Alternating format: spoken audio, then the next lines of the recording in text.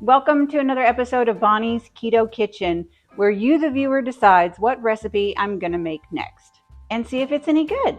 You voted in the poll, and the winner is Keto Taco Casserole, which, by the way, I'm very happy y'all did this because I'm doing a keto bread substitute experiment sort of thing, and I'm right in the middle of it, which allows me to have low-carb tortillas. Already, I browned up some ground beef.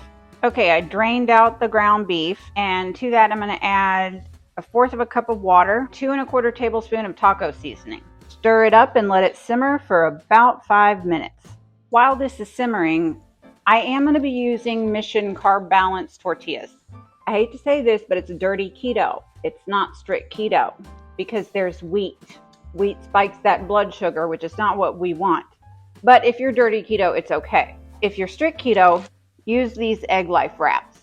It's just egg whites and a few other things. Cut up 6 tortillas in half. We're going to take a whole 24-ounce jar of paste pecani, pour it in. Y'all, never mind, don't pour it in there.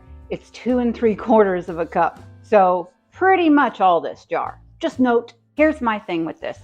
I think it's still going to be a little bit too wet. So I'm going to add a little bit of xanthan gum because it just says stir it in and then we're going to put it all together. But I want this to be thicker than what this is, so I'm going to add a little bit of xanthan gum. It's a thickening agent. You can buy it off of Amazon. By the way, I got this recipe from thebigmansworld.com. Side note, preheat oven to 350. And also what I was thinking, this recipe doesn't have any sort of salt in it. I don't know if it's going to be bad or not, but I'm going to put salt in it. Just a little bit. Okay, get yourself a 9x13 baking dish. Avocado oil this up because we burn things, right? Also note that I shred my own cheese. You can lose 1 carb per cheese serving if you shred your own cheese. It's because there's anti-caking agents, usually potato starch, in the pre-shredded ones. So, whenever you're counting carbs, that 1 extra carb, and especially for a big cheese amount recipe like this, it helps. Because look at all this cheese. We're going to be using 3 cups. They have a Mexican cheese blend here. I just did a mixture of cheddar cheese and Colby Jack. Okay, I was starting to layer this, but then it just didn't look right with the coverage I was getting, right? It just doesn't look right. So I'm going to do it this way and then just tear off a couple of extra pieces of the other stuff, of the leftover tortillas. Because what? And now we're going to take half of the meat mixture. Okay, we're adding the cheese, half of it.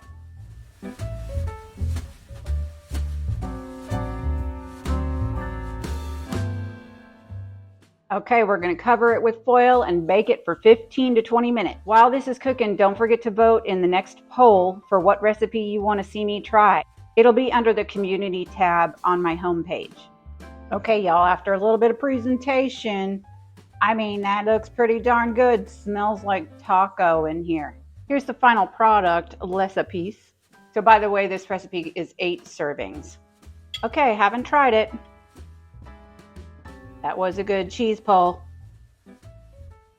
You guys, yum.